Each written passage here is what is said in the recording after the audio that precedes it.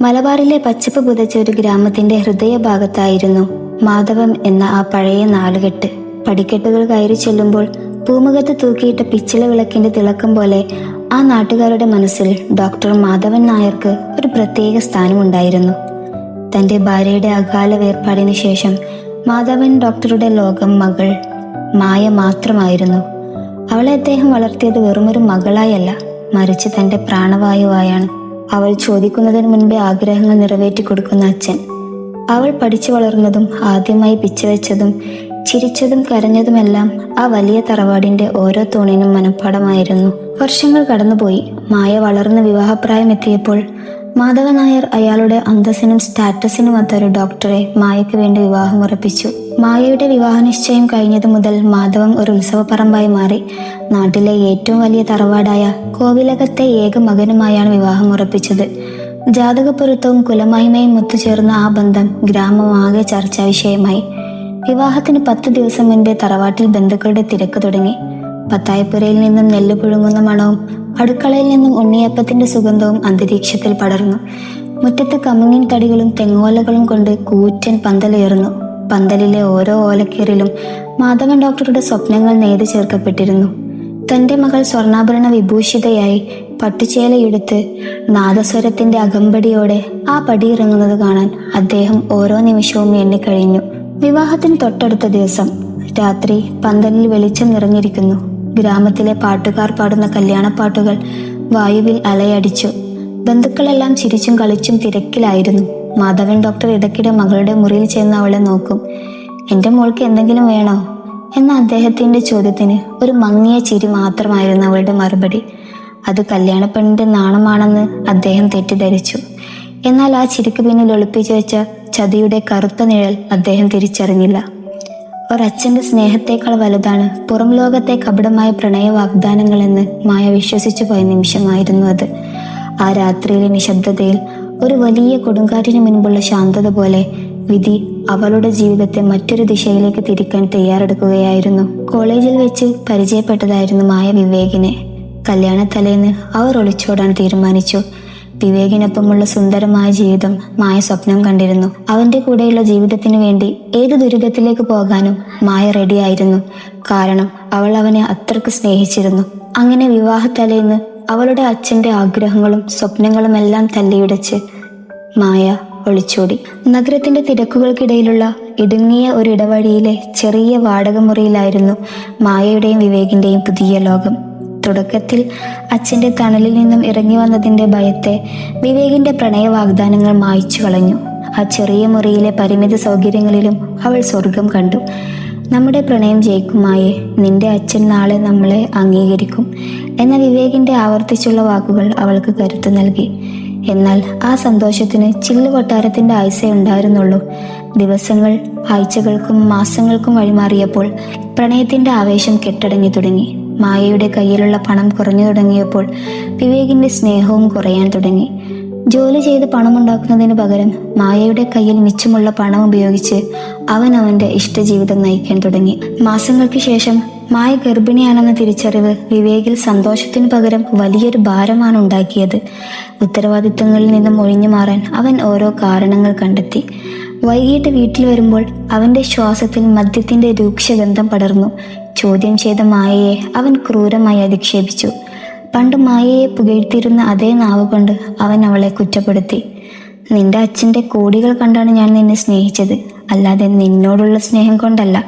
പക്ഷെ ആ വൃദ്ധൻ നിന്നെ കൈവിടുമെന്ന് ഞാൻ കരുതിയില്ല" എന്ന വിവേകിന്റെ പരിഹാസം കേട്ട് അവൾ തകർന്നുപോയി. ദിവസങ്ങൾ കടന്നുപോയപ്പോൾ വിവേക് പണത്തിനായി മായയെ നിരന്തരം ശല്യം ചെയ്യാൻ തുടങ്ങി. കയ്യിലുണ്ടായിരുന്ന ചെറിയ സമ്പാദ്യം മദ്യത്തിനായി അവൻ ദൂർത്തടിച്ചു. ഗർഭിണിയായ അവൾക്കൊരു നേരം നല്ല ഭക്ഷണം പോലും വാങ്ങി നൽകാൻ അവൻ തയ്യാറായില്ല. വിശപ്പും തളർച്ചയും അവളെ അലട്ടുമ്പോഴും "നിന്റെ അച്ഛനെ ചതിച്ചിറങ്ങി വന്നവളല്ലേ നീ, ഇതിലും വലുത് നീ അനുഭവിക്കണമെന്ന അവന്റെ വാക്കുകൾ അവളുടെ ഹൃദയത്തിൽ മാരകമായ മുറിവുകൾ ഉണ്ടാക്കി.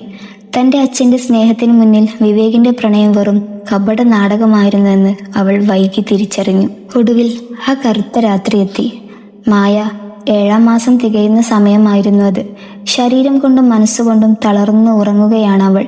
പുറത്ത് മഴ പെയ്യുന്നുണ്ട്. പാതിരാത്രിയിൽ പതുക്കെ എഴുന്നേറ്റ വിവേക് മായയുടെ കഴുത്തിലെ മാലയും കയ്യിലെ വളകളും ഊരിയെടുത്തു. അവളുടെ ബാഗിലുണ്ടായിരുന്ന അവസാനത്തെ കുറച്ച് പണവും അവൻ കവർന്നു. അവൾ ഉണരുമെന്ന് പേടിച്ച് അവൻ ശബ്ദമുണ്ടാക്കാതെ പടിയിറങ്ങി. പുലർച്ചെ മായ ഉണർന്നപ്പോൾ മുറിയിൽ ശൂന്യത മാത്രം ബാക്കിയായിരുന്നു. വിവേക് പോയിരിക്കുന്നു. തൻ്റെ സ്വപ്നങ്ങളും സമ്പാദ്യവും തൻ്റെ വരാനിരിക്കുന്ന കുഞ്ഞിൻ്റെ സുരക്ഷയും എല്ലാം കവർന്നെടുത്തുകൊണ്ട്. ജനാലക്കൽ ഇരുന്നു കൊണ്ട് അവൾ പുറത്തേക്ക് നോക്കി. നഗരം ഉണരുകയായിരുന്നു. പക്ഷെ അവളുടെ ജീവിതം ഇരുട്ടിലായി കഴിഞ്ഞിരുന്നു. ആരുമില്ലാത്തവളായി, ചതിക്കപ്പെട്ടവളായി, വഴിയറിയാത്തവളായി അവൾ ആ തെരുവുകളിലേക്ക് പതുക്കെ ഇറങ്ങി നടന്നു. ഒരു കാലത്ത് രാജകുമാരിയെ പോലെ വളർന്ന മായ ഇന്നൊരു നേരത്തെ ഭക്ഷണത്തിന് പോലും വകയില്ലാത്ത ഒരഭയാർത്ഥിയായി മാറിക്കഴിഞ്ഞിരിക്കുന്നു. തൻ്റെ അച്ഛൻ്റെ വിലപിക്കുന്ന മുഖം അവളുടെ ഓർമ്മകളിൽ മിന്നുമറിഞ്ഞുകൊണ്ടിരുന്നു. വിവേക് ഉപേക്ഷിച്ചു പോയതിനു ശേഷമുള്ള ഓരോ ദിവസവും മായക്ക് ഓരോ യുഗമായിരുന്നു. വയറ്റിൽ വളരുന്ന കുഞ്ഞിൻ്റെ ഓരോ ചലനവും അവളെ സന്തോഷിപ്പിക്കുന്നതിനേക്കാൾ ഉപരി ഭയപ്പെടുത്തുകയാണ് ചെയ്തത്. നഗരത്തിലെ തിരക്കേറിയ തെരുവുകളിൽ ആരും തിരിച്ചറിയാത്ത ഒരു അപരിചിതയായി അവൾ അലഞ്ഞു. പണ്ട് തറവാട്ടിലെ ഉമ്മറത്ത് അച്ഛൻ കരുതലോടെ നൽകിയിരുന്ന പോഷകാഹാരങ്ങളും പഴച്ചാറുകളും ഓർക്കുമ്പോൾ ഒരു തുള്ളി കുടിവെള്ളത്തിനായി പൊതു ടാപ്പുകൾക്ക് മുന്നിൽ വരി നിൽക്കേണ്ടി വന്ന തൻ്റെ അവസ്ഥയോർത്ത് അവൾ തേങ്ങിക്കരഞ്ഞു. പലപ്പോഴും കടത്തിണ്ണകളിൽ പട്ടിണി കിടന്നുറങ്ങുമ്പോൾ വിശപ്പിന്റെ വിളിയേക്കാൾ ഉച്ചത്തിൽ അവളുടെ മനസാക്ഷി അവളെ അച്ഛൻ്റെ മുഖം ഓർമ്മിപ്പിച്ചുകൊണ്ടിരുന്നു. ഒരിക്കൽ കഠിനമായ വെയിലിൽ നഗരത്തിലൂടെ നടന്നുകൊണ്ടിരിക്കുമ്പോൾ ബോധം കെട്ടുവീണ മായയെ ഏതോ കാരുണ്യമുള്ള വഴിപോക്കരാണ് ഒരു സന്നദ്ധ സംഘടനയുടെ അഭയകേന്ദ്രത്തിൽ എത്തിച്ചത്. അവിടെ ലഭിച്ച കഞ്ഞിയും പയറും കഴിക്കുമ്പോൾ അച്ഛൻ്റെ കൈപുണ്യമുള്ള വിഭവങ്ങൾ അവളെ നാവിലെ രുചിയോർമ്മകളെ വേദനിപ്പിച്ചു. അച്ഛാ, അച്ഛൻ നൽകിയ സ്വർഗം ഉപേക്ഷിച്ച എനിക്ക് ഇതിലും വലിയ ശിക്ഷ ഇനി വേറെ കിട്ടാനില്ല എന്ന് അവൾ സ്വയം മന്ത്രിച്ചു. രാത്രി പ്രസവവേദനയുടെ ആദ്യ ലക്ഷണങ്ങൾ കണ്ടു തുടങ്ങിയപ്പോൾ ആശുപത്രിയിൽ പോകാൻ പോലും അവളുടെ കയ്യിൽ ഒരു രൂപ പോലും ഇല്ലായിരുന്നു. പഴയൊരു കീറിയ സാരിത്തുമ്പിൽ പൊതിഞ്ഞ തൻ്റെ ഗർഭാവസ്ഥയുമായി അവൾ നഗരത്തിലെ ഗവൺമെന്റ് ആശുപത്രിയുടെ പടികൾ കയറി. ആശുപത്രിയിലെ ജനറൽ വാർഡിലെ കാഴ്ചകൾ ഭയാനകമായിരുന്നു. മരുന്നിന്റെ രൂക്ഷഗന്ധവും രോഗികളുടെ നിലവിളികളും നിറഞ്ഞ ആ അന്തരീക്ഷത്തിൽ ആരും തിരിഞ്ഞു നോക്കാനില്ലാത്ത ഒരു അഗതിയായി അവൾ ഒരു മൂലയിലെ കട്ടിലിൽ കിടന്നു. ഡ്യൂട്ടിയിലുണ്ടായിരുന്ന നഴ്സുമാർ തിരക്കിനിടയിൽ അവളോട് തട്ടിക്കയറി. ആരെങ്കിലും കൂട്ടിലുണ്ടോ എന്ന ചോദ്യത്തിന് മുന്നിൽ മറുപടിയില്ലാതെ അവൾ തല താഴ്ത്തി. തൻ്റെ കൂട്ടിന് അച്ഛൻ ഉണ്ടാകേണ്ടതായിരുന്നു എന്ന സത്യം അവളെ നീറ്റി. വേദന കഠിനമായപ്പോൾ അവൾ ബെഡ്ഷീറ്റിൽ മുറുകെ പിടിച്ച് വിതുമ്പി. ചുറ്റുമുള്ളവർ സ്വന്തം ബന്ധുക്കളുടെ കൈകളിൽ പിടിച്ച് ആശ്വാസം തേടുമ്പോൾ മായയുടെ കൈകൾ ശൂന്യമായിരുന്നു. അതേസമയം ആ ആശുപത്രിയുടെ മറ്റൊരു വശത്ത് ഡോക്ടർ മാധവൻ നായർ, അതായത് മായയുടെ അച്ഛൻ, തൻ്റെ പുതിയ ഔദ്യോഗിക ജീവിതത്തിന്റെ തിരക്കിലായിരുന്നു.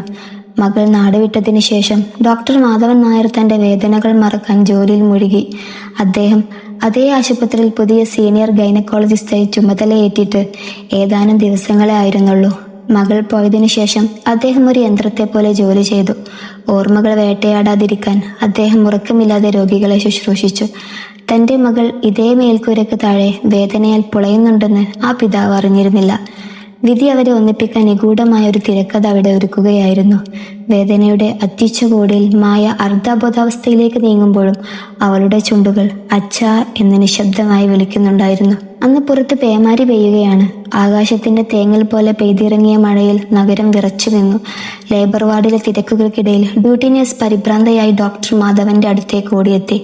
സർ, തിയേറ്ററിൽ ഒരു കേസ് എമർജൻസിയാണ്. ഒരു പെൺകുട്ടിയാണ്. ആരുമില്ല കൂടെ. BP നിലതെറ്റി താഴുന്നുണ്ട്. കുഞ്ഞിന്റെ ഹൃദയമിടിപ്പ് വളരെ കുറവാണ്. ഡോക്ടർ മാധവൻ തന്റെ ഗ്ലൗസും മാസ്കും ധരിച്ച് ശസ്ത്രക്രിയ മുറിയിലേക്ക് വേഗത്തിൽ നടന്നു. അദ്ദേഹത്തിന്റെ ഉള്ളിൽ ഒരു വല്ലാത്ത അസ്വസ്ഥത പുകയുന്നുണ്ടായിരുന്നു. തിയേറ്ററിലെ വലിയ വെളിച്ചത്തിന് താഴെ വിളറി വെളുത്ത മുഖവുമായി മരണത്തോട് പൊരുതുന്ന ആ പെൺകുട്ടിയുടെ മുഖത്തേക്ക് നോക്കിയ ഡോക്ടർ മാധവൻ പെട്ടെന്ന് മരവിച്ചുപോയി. അദ്ദേഹത്തിന്റെ കയ്യിലെ സർജിക്കൽ ബ്ലേഡ് താഴെ വീഴാൻ പോയി. അത് തൻ്റെ മായയായിരുന്നു. തൻ്റെ മകൾ, തൻ്റെ പ്രാണന്റെ ഭാഗമായ മകൾ. അവളുടെ മുടിയിഴകൾ ഒട്ടിപ്പിടിച്ചിരിക്കുന്നു. കണ്ണുകൾ പാതി തുറന്ന് അർദ്ധാബോധാവസ്ഥയിലാണ്. താൻ പൊന്നുപോലെ വളർത്തിയ തൻ്റെ മകൾ ഇന്ന് അനാഥയെ പോലെ ചോര വാർന്ന് ഈ സർക്കാർ ആശുപത്രിയുടെ തണുത്ത മേശപ്പുറത്ത് കിടക്കുന്നു എന്ന സത്യം അദ്ദേഹത്തിന്റെ നെഞ്ചിൽ ഒരു വലിയ പ്രഹരമായി തറച്ചു. സർ, നമുക്ക് സമയം കളയാനില്ല. നഴ്സിന്റെ ശബ്ദം അദ്ദേഹത്തെ ഉണർത്തി. ഒരു നിമിഷം ഒരു പിതാവെന്ന നിലയിൽ അദ്ദേഹം തകർന്നുപോയി. കാലുകൾ ഇടറി. അദ്ദേഹത്തിന്റെ കണ്ണുകളിൽ നിന്നും കണ്ണുനീർ തുള്ളികൾ മാസ്കിന് മുകളിലൂടെ ഒലിച്ചിറങ്ങി. കൂടെയുള്ള ജൂനിയർ ഡോക്ടർമാർ പറഞ്ഞു, സാർ, ഇത് അങ്ങയുടെ മകളല്ലേ? അങ്ങേക്ക് വേണമെങ്കിൽ റെസ്റ്റ് എടുക്കാം. ഞങ്ങൾ ചെയ്തു കൊള്ളാം. പക്ഷെ മാധവൻ നായർ തന്റെ കണ്ണീർ തുടച്ചു. വിറക്കുന്ന കൈകളെ മനക്കരുത്തുകൊണ്ട് നിയന്ത്രിച്ചു. വേണ്ട, എൻ്റെ മകളെ രക്ഷിക്കാൻ എനിക്കല്ലാതെ മറ്റാർക്കും കഴിയില്ല. ഈ കുഞ്ഞിനെ ഭൂമിയിലേക്ക് എത്തിക്കേണ്ടത് എൻ്റെ കടമയാണ്. ഒരു പിതാവിൻ്റെ വികാരം മാറ്റിവെച്ച് ഒരു പോരാളിയായ ഡോക്ടറായി അദ്ദേഹം ശസ്ത്രക്രിയ തുടങ്ങി. ആ മുറിയിൽ നിശബ്ദതയും ശ്വാസം അടക്കി പിടിച്ചുള്ള കാത്തിരിപ്പും മാത്രം ബാക്കിയായി. മണിക്കൂറുകൾ നീണ്ട ആ പോരാട്ടത്തിനൊടുവിൽ പുറത്തെ ഇടിയുടെ ശബ്ദത്തെ തോൽപ്പിച്ചുകൊണ്ട് ഒരു കുഞ്ഞിൻ്റെ കരച്ചിൽ ആ മുറിയിൽ മുഴങ്ങി. ആ കരച്ചിൽ കേട്ടപ്പോൾ മാധവൻ നായരുടെ ഉള്ളിലെ കല്ലുപോലെയുള്ള ഭാരം അലിഞ്ഞുപോയി. ആരോഗ്യവാനായ ഒരു ആൺകുഞ്ഞ്. കുഞ്ഞിനെ നഴ്സിന് കൈമാറുമ്പോൾ അദ്ദേഹത്തിൻ്റെ മുഖത്ത് കണ്ടത് ഒരു യുദ്ധം ജയിച്ച പോരാളിയുടെ ഭാവമായിരുന്നു. മായയുടെ ജീവനും സുരക്ഷിതമാണെന്ന് ഉറപ്പുവരുത്തിയ ശേഷം അദ്ദേഹം തിയേറ്ററിന് പുറത്തിറങ്ങി. തളർച്ചയോടെ ഒരു കസേരയിലേക്കിരുന്നു. തൻ്റെ മകൾ തിരികെ വന്നിരിക്കുന്നു. പക്ഷേ അച്ഛൻ എന്ന നിലയിൽ അവളെ എങ്ങനെ അഭിമുഖീകരിക്കും എന്ന ആകുലത അദ്ദേഹത്തെ വേട്ടയാടി. അല്പസമയത്തിന് ശേഷം വാർഡിൽ ബോധം തിരിച്ചു കിട്ടിയ മായ പതുക്കെ കണ്ണു തുറന്നു. മങ്ങിയ വെളിച്ചത്തിൽ തൻ്റെ അരികിൽ തല താഴ്ത്തിരിക്കുന്ന അച്ഛനെ കണ്ടപ്പോൾ അവൾക്കതൊരു സ്വപ്നമാണെന്ന് തോന്നിപ്പോയി. അച്ഛൻ്റെ നരച്ച മുടിയും താൻ കണ്ടിരുന്നതിനേക്കാൾ വല്ലാത്ത ക്ഷീണിച്ച മുഖവും കണ്ടപ്പോൾ അവളുടെ ഉള്ളുലഞ്ഞു. അച്ഛാ, അവൾ വിറക്കുന്ന സ്വരത്തിൽ വിളിച്ചു. മാധവൻ നായർ മുഖമുയർത്തി. മകളുടെ കണ്ണിലെ ആ പശ്ചാത്താപവും വേദനയും കണ്ടപ്പോൾ അദ്ദേഹത്തിൻ്റെ എല്ലാ ദേഷ്യവും അലിഞ്ഞുപോയി. അവൾ തേങ്ങിക്കരഞ്ഞു. അച്ഛാ, എനിക്ക് മാപ്പില്ല. എന്നെ എന്തിനാ അച്ഛൻ രക്ഷിച്ചത്? ഞാൻ മരിക്കേണ്ടവളായിരുന്നു. മാധവൻ നായർ അവളുടെ കൈകളിൽ മുറുകെ പിടിച്ചു. അദ്ദേഹത്തിൻ്റെ കണ്ണുകളിൽ പടർന്നത് വാത്സല്യത്തിൻ്റെ കടലായിരുന്നു. എല്ലാം അച്ഛൻ അറിഞ്ഞു മോളെ. നിന്റെ വേദനകൾ തീരാൻ വേണ്ടിയാവും ദൈവം നമ്മളെ ഇവിടെ വീണ്ടും കണ്ടുമുട്ടിച്ചത്. നിനക്ക് മാപ്പില്ലെന്ന് പറയാൻ ഈ അച്ഛന് കഴിയില്ല. അദ്ദേഹം തൻ്റെ നഴ്സിൻ്റെ കയ്യിൽ നിന്നും ആ കുഞ്ഞിനെ വാങ്ങി മായയുടെ കൈകളിലേക്ക് നൽകി. ഈ കുഞ്ഞ് നിനക്ക് കിട്ടിയ രണ്ടാമത്തെ ജന്മമാണ്. ഇനി നിനക്കും ഈ കുഞ്ഞിനും തണലായി ഈ അച്ഛൻ കൂടെയുണ്ടാകും. അദ്ദേഹം ജനാലക്കൽ നിന്ന് പുറത്തേക്ക് നോക്കി. മഴ ശമിച്ചുകൊണ്ടിരിക്കുന്നു. പ്രകൃതി ശാന്തമാകുന്നു. മായേ, മോളെ, പഴയതെല്ലാം നമുക്ക് ഇവിടെ ഉപേക്ഷിക്കാം. ആ തറവാട്, അത് നിനക്കായി ഇപ്പോഴും കാത്തിരിക്കുന്നുണ്ട്. അവിടെ നിന്റെ മുറിയിലെ ആ പഴയ കളിപ്പാട്ടങ്ങളും സ്വർണ്ണവളകളും ഇന്ന് നിനക്കായി കാത്തിരിക്കുകയാണ്. നാളെ നമ്മൾ തിരിച്ചു പോകുന്നു നമ്മുടെ വീട്ടിലേക്ക്. ആ വാക്കുകൾ കേട്ടപ്പോൾ മായയുടെ കണ്ണീർ ഒരു അനുഗ്രഹമായി പെയ്തിറങ്ങി. ലോകം മുഴുവൻ കൈവിട്ടപ്പോഴും തൻ്റെ അച്ഛൻ തനിക്കായി അവിടെ ഉണ്ടാകുമെന്ന സത്യം അവൾ ഹൃദയത്തിൽ ചേർത്ത് പിടിച്ചു. ആശുപത്രിയിലെ ആ ചെറിയ മുറിയിലേക്ക് പുലർക്കാല സൂര്യൻ്റെ ആദ്യ കിരണങ്ങൾ വിരുന്നെത്തി. അതൊരു പുതിയ പ്രഭാതമായിരുന്നു. തെറ്റുകൾ ഏറ്റുപറഞ്ഞ മകളുടെയും എല്ലാം ക്ഷമിച്ച അച്ഛൻ്റെയും പുതിയൊരു ജീവിതത്തിൻ്റെ പ്രകാശം. നഷ്ടപ്പെട്ടു പോയ ബന്ധങ്ങൾ വീണ്ടും തുന്നിച്ചേർക്കപ്പെടുമ്പോൾ അവിടെ ഒരു വലിയ തിരിച്ചറിവുണ്ടായിരുന്നു. സ്നേഹത്തിൻ്റെ മുന്നിൽ എല്ലാ വെറുപ്പുകളും പരാജയപ്പെടും. ആ ആശുപത്രി വാർഡ് ഒരു വലിയ പ്രായശ്ചിത്തത്തിൻ്റെയും കാരുണ്യത്തിൻ്റെയും സ്മാരകമായി മാറി.